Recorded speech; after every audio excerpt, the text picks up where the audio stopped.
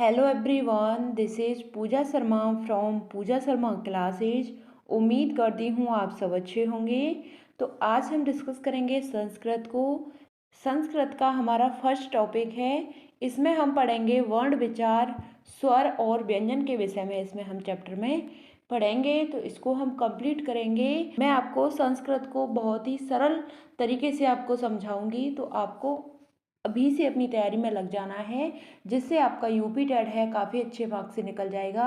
बाकी मैं सभी क्लासेस को भी स्टार्ट करा रही हूँ, सभी क्लासेस को कंटिन्यू करेंगे, तो आप अपनी तैयारी को अभी से बेहतर बनाइए। मैंने 2011 से लेकर आपके सभी प्रीवियस ईयर क्वेश्चन पेपर को कंप्लीट करा दिया है 2022 तक, और आपकी जो निरस्त परीक्षा हुई थी उसको भी कंप्लीट डिस्कस मैंने करा दिया है, तो आप उनको देख सकते हैं। मैं लिंक आपको नीचे डिस्क्रिप्शन बॉक्स में दे दूंगी, तो आप वहां से इनको चेकआउट कर लेना।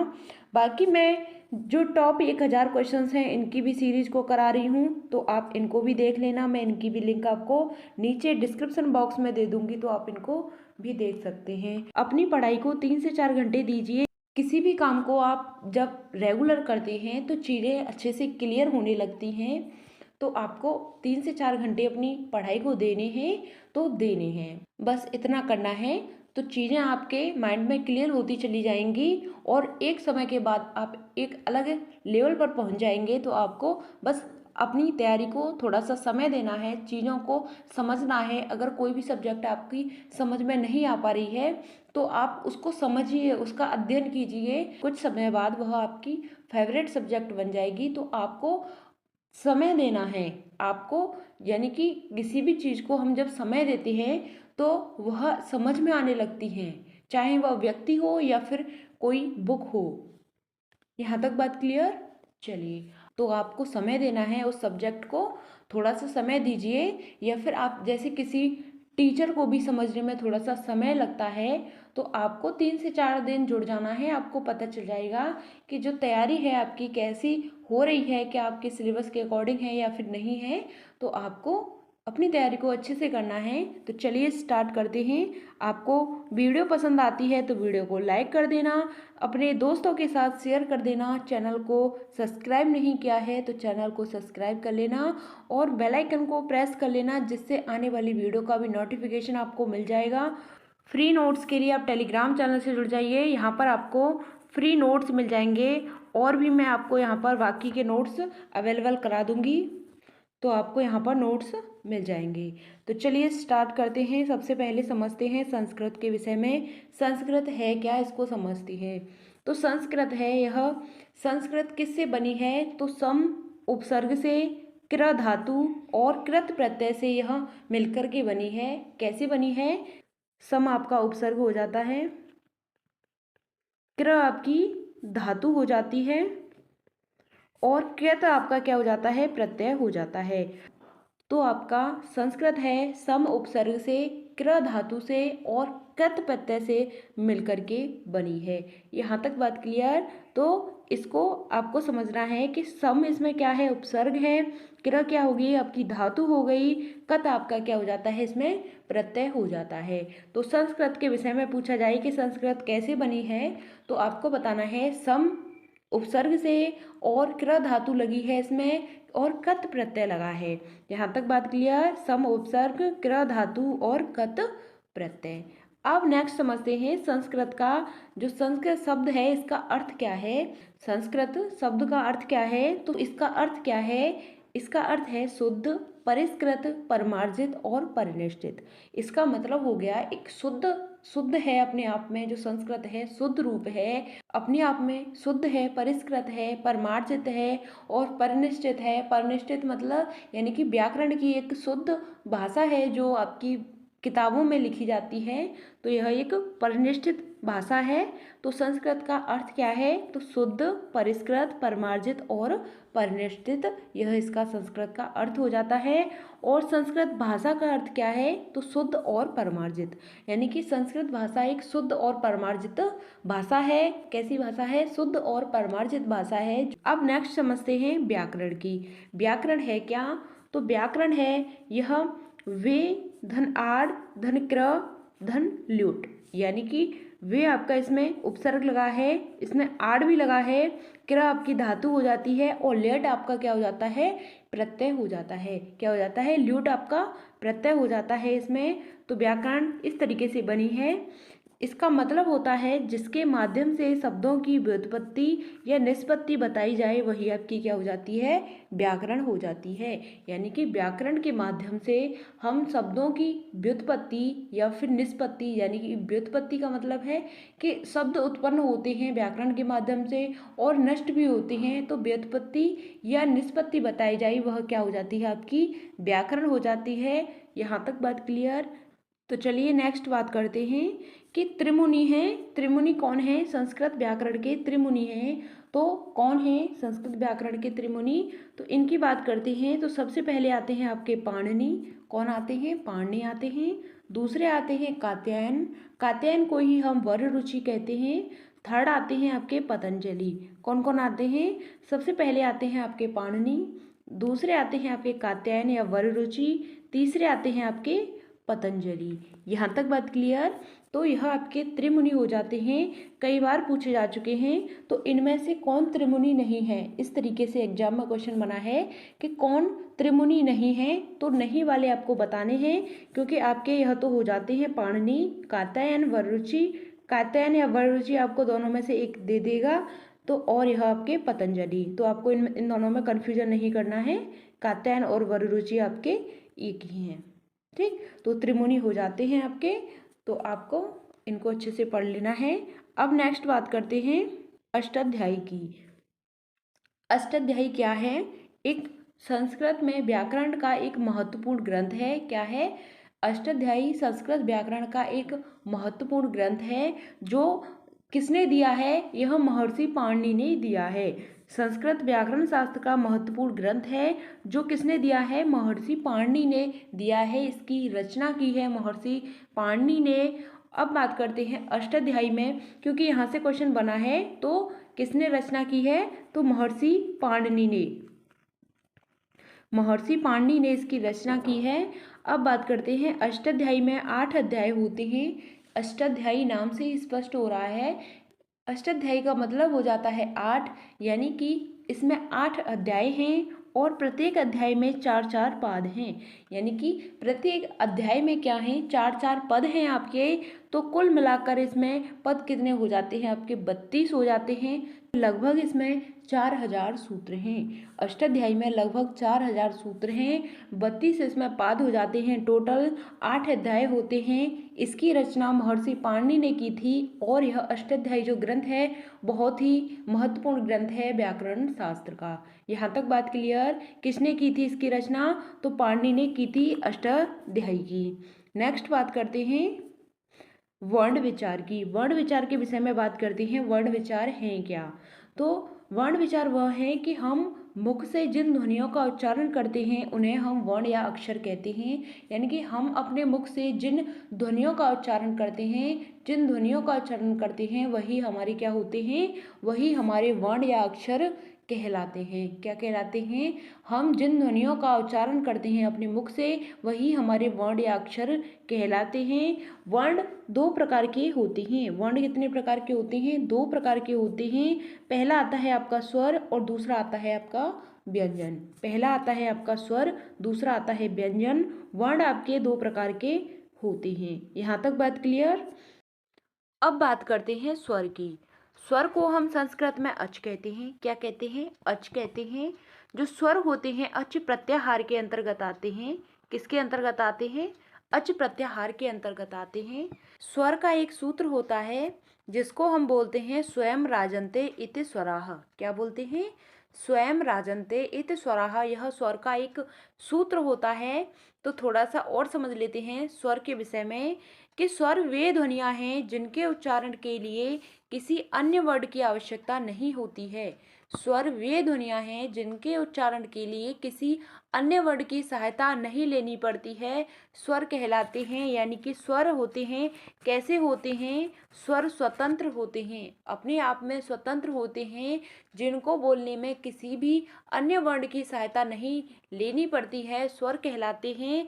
जैसे बात करते हैं अ की, आपका स्वर है, जिसको बोलने में किसी भी वर्ण की सहायता नहीं लेनी पड़ रही है, वही आपके क्या कहलाते हैं, स्वर कहलाते हैं। तो सहायता नहीं लेनी पड़ती है, स्वर कहलाते हैं। स्वर के विषय में थोड़ा सा समझते हैं कि स्वर कितने होते हैं संस्कृत में। तो संस्कृत में स्वरों की संख्या 9 होती है। कितनी होती है? संस्कृत में स्वरों की संख्या 9 होती है। अगर आपसे हिंदी में पूछे जाएं कि हिंदी में स्वर कितने होते हैं, तो हिंदी में 11 स्वर होते हैं। लेकिन आपसे संस्कृत में पूछा गया है तो 9 स्वर होते हैं। आपसे एग्जाम में अगर पूछा जाए कि स्वरों की संख्या कितनी है, तो आपको उस पार्ट में देख लेना है कि आपसे संस्कृत वाले पार्ट में पूछा है या फिर हिंदी वाले पार्ट में पूछा है। ऐसा नहीं हो जाए कि हिंदी में पूछा हो स्वर की संख्या, आप लगा करके आ जाएं 9। तो ऐसा नहीं करना है। तो हिंदी में स्वर आपके 11 होते हैं और जो आपके संस्कृत में स्वर होते हैं वह आपके 9 होते हैं। यहाँ तक बात क्लियर? चलिए आप समझते हैं स्वर कौन कौन से होते हैं। जो आपके संस्कृत में 9 स्वर होते हैं, यह कौन कौन से होते हैं? तो यह अ, ई, उ, ऋ, ल, ए, ओ, ओ, ये सभी क्या हैं? आपके स्वर हैं। अ, ई, उ, ऋ, ल, ए, ओ, यह सभी आपके स्वर हो जाते हैं। ये सभी स्वर हैं, यह अच प्रत्याहार के अंतर्गत आते हैं। किसके अंतर्गत आते हैं? अच प्रत्याहार के अंतर्गत आते हैं। आपके जो प्रत्याहार हैं, इनको मैं बहुत अच्छे तरीके से आपको बनाना सिखाऊंगी कि किस तरीके से यह अच प्रत्याहार बनते हैं, क्योंकि प्रत्याहारों से आपके क्वेश्चंस बने हैं। कई बार क्वेश्चन बनते हैं, रिपीट हो होकर के क्वेश्चंस बनते हैं। तो आपको यह प्रत्याहार बनाना आना चाहिए। तो मैं इनको बहुत अच्छे तरीके से समझाऊंगी। अब बात करते हैं नेक्स्ट स्वरों के भेद की। स्वरों के कितने भेद होते हैं, इनके विषय में समझते हैं। तो स्वर के 3 भेद होते हैं। कितने भेद होते हैं स्वर के? स्वर के 3 भेद होते हैं। पहला आता है आपका ह्रस्व स्वर, दूसरा आता है आपका दीर्घ स्वर, तीसरा आता है आपका प्लुत स्वर। तो चलिए इनको थोड़ा सा समझ लेते हैं अच्छे से कि जो ह्रस्व स्वर होते हैं, जिनको बोलने में एक मात्रा का समय लगता है, वह आपके ह्रस्व स्वर कहलाते हैं। ह्रस्व स्वर को बोलने में एक मात्रा का समय लगता है, वह आपके ह्रस्व स्वर कहलाते हैं। जैसे बात करते हैं अ, ई, उ, ऋ, यह आपके क्या हो जाते हैं? ह्रस्व स्वर हो जाते हैं। अब बात करते हैं नेक्स्ट दीर्घ स्वर की। ह्रस्व स्वर को बोलने में एक मात्रा का समय लगता है। दीर्घ स्वर की बात करते हैं तो इनको बोलने में 2 मात्रा का समय लगता है, वह आपके दीर्घ स्वर कहलाते हैं। जिनको बोलने में 2 मात्रा का समय लगे, वह आपके दीर्घ स्वर। 1 मात्रा का समय लगे तो वह आपके ह्रस्व स्वर। यहाँ तक बात क्लियर? दीर्घ स्वर के विषय में समझते हैं कौन कौन से होते हैं। तो आ होता है, ई होती है, बड़ा वाला ऊ होता है, ऋ होती है, ए होता है, ओ होता है और आपका ओ होता है। यहाँ तक बात क्लियर? चलिए अब नेक्स्ट समझते हैं प्लुत स्वर के विषय में। प्लुत स्वर क्या होते हैं कि जिन वर्णों के उच्चारण में 3 मात्रा का समय लगता है, वही आपके प्लुत स्वर कहलाते हैं। जिनको बोलने में 3 मात्रा का समय लगता है, वही आपके प्लुत स्वर कहलाते हैं। जैसे बात करते हैं राम की। तो राम को हम किस तरीके से लिखते हैं? यानी कि इनमें 3 मात्रा का समय लग रहा है राम। यानी कि आपका इसको बोलने में इसको हम क्या बोलते हैं? बोलते हैं। यानी कि ज़्यादा लंबे समय तक खींच लिया जाता है, उनमें 3 मात्रा का समय लग जाता है, वही आपके प्लुत स्वर कहलाते हैं। तो जैसे बात करते हैं राम जिनको बोलने में 3 मात्रा का समय लग रहा है, राम। जैसे बात करते हैं ओम, तो इनको भी बोलने में आपका 3 मात्रा का समय लग रहा है, तो यह आपके प्लुत स्वर कहलाते हैं। चलिए अब नेक्स्ट समझते हैं व्यंजन के विषय में। व्यंजन को हम हल कहते हैं। क्या कहते हैं? व्यंजन को हल कहते हैं। संस्कृत में व्यंजन को हल कहते हैं। और स्वर को क्या कहते हैं? स्वर को हम अच कहते हैं, लेकिन जो आपके व्यंजन होते हैं इनको हल कहते हैं। यहाँ तक बात क्लियर? व्यंजन को हम अन्वंग भवति व्यंजनम क्या बोलते हैं? अन्वंगम भवति व्यंजनम। तो स्वर को हम क्या कहते थे? स्वयं राजन्ते इति स्वराः। इसी तरीके से हम व्यंजन को क्या कहते हैं? अन्वंगम भवति व्यंजनम। अन्वंगम भवति व्यंजनम कहते हैं। व्यंजन के विषय में समझते हैं। जो व्यंजन वर्ण वे होते हैं जो स्वतंत्र रूप से न बोली जा सकें, जिनका उच्चारण स्वर की सहायता के बिना नहीं हो सकता है, वही आपके व्यंजन कहलाते हैं। यानी कि व्यंजन वर्ण वे होते हैं जिनका उच्चारण हम बिना स्वर की सहायता के नहीं बोल सकते हैं, यानी कि बिना स्वर की सहायता के बिना यह नहीं बोले जा सकते हैं, वही आपके व्यंजन होते हैं। स्वर वे होते हैं जो स्वतंत्र होते हैं, स्वर वे होते हैं जो स्वतंत्र रूप में होते हैं, जिनको बोलने में किसी भी वर्ण की सहायता नहीं लेनी पड़ती है। लेकिन व्यंजन वर्ण वे होते हैं जिनको बोलने में सहायता लेनी पड़ती है, स्वरों की सहायता लेनी पड़ती है, यह बिना स्वरों के यह बोले नहीं जा सकते हैं। यहाँ तक बात क्लियर। जैसे बात करते हैं क की, तो क में अ को मिला दिया जाए, यानी कि अ आपका क्या हो जाता है, अ आपका स्वर हो जाता है। तो क में अ को मिला दिया जाए तो आपका क्या बन जाता है, क। यानी कि क बोल के देखो, इसमें अ आ रहा है आपका, तो आपका यह अ क्या हो जाता है, स्वर हो जाता है। इसके बिना यह नहीं बोला जा सकता है, तो यही आपका व्यंजन कहलाता है। अगर आपसे अ बोला जाता है, यह आपका स्वतंत्र होता है, स्वर स्वतंत्र होता है, जिसको बोलने में किसी भी वर्ण की सहायता नहीं लेनी पड़ती है। लेकिन व्यंजन वर्ण में आपको सहायता लेनी पड़ती है, स्वर की सहायता लेनी पड़ती है, बिना स्वर के यह नहीं बोले जा सकते हैं। जैसे बात करते हैं ख की, तो ख में भी अ आ रहा है। जैसे बात करते हैं ग की, ग में भी अ आ रहा है, तब आपका ग बोला जा रहा है, तो यह व्यंजन वर्ण आपके कहलाते हैं। आगे समझते हैं व्यंजन के प्रकार की। तो व्यंजन के 4 प्रकार होते हैं। कितने प्रकार होते हैं, 4 प्रकार होते हैं।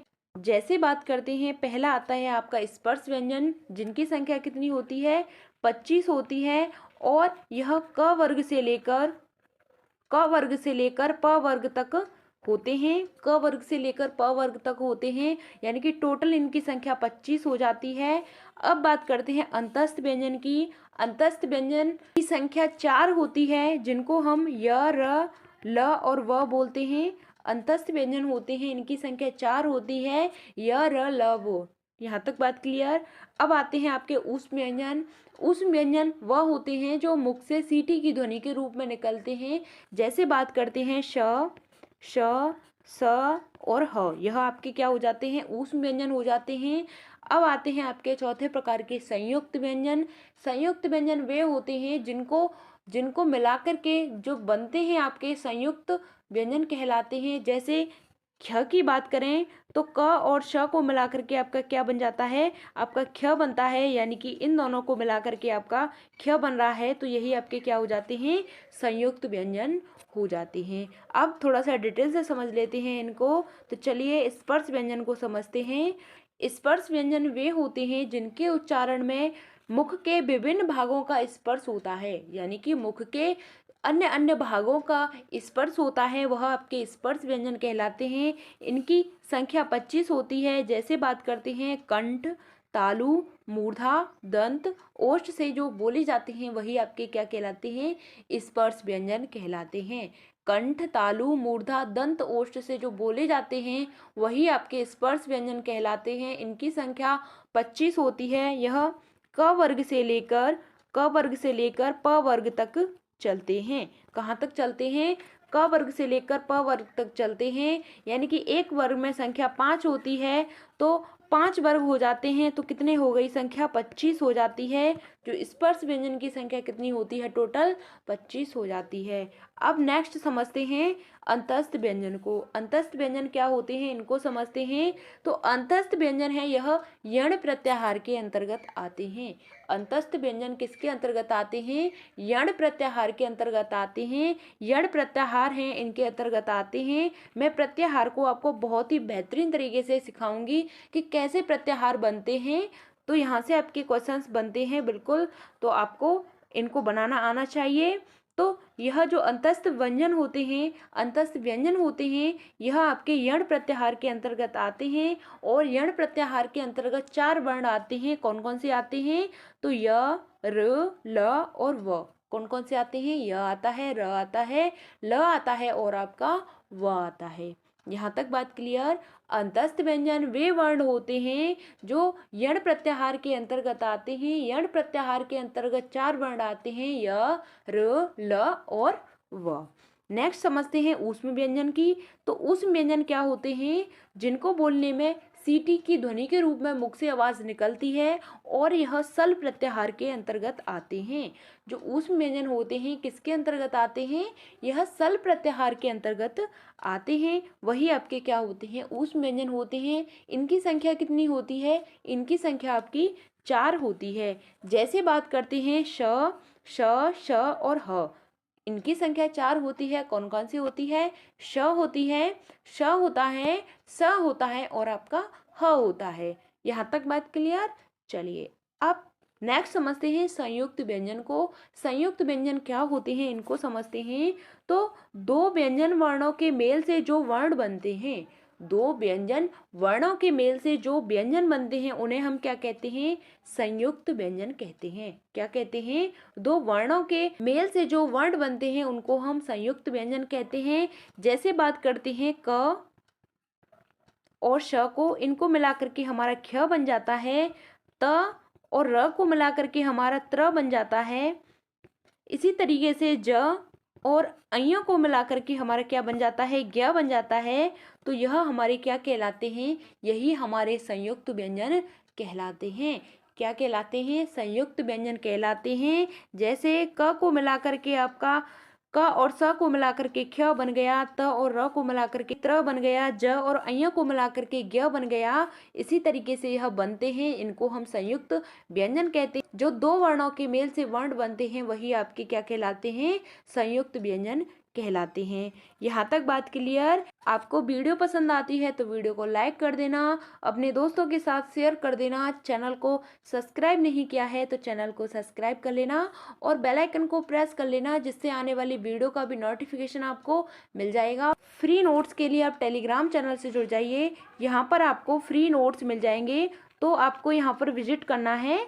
तो चलिए मिलते हैं आपको आगे की नेक्स्ट वीडियो में। अगर आपका कोई भी डाउट होता है तो आप कमेंट के माध्यम से पूछ सकते हैं, हम आपको आपका आंसर जरूर करेंगे। तो चलिए, थैंक्स फॉर वॉचिंग। जय हिंद, वंदे मातरम। मिलते हैं आपको आगे की नेक्स्ट वीडियो में।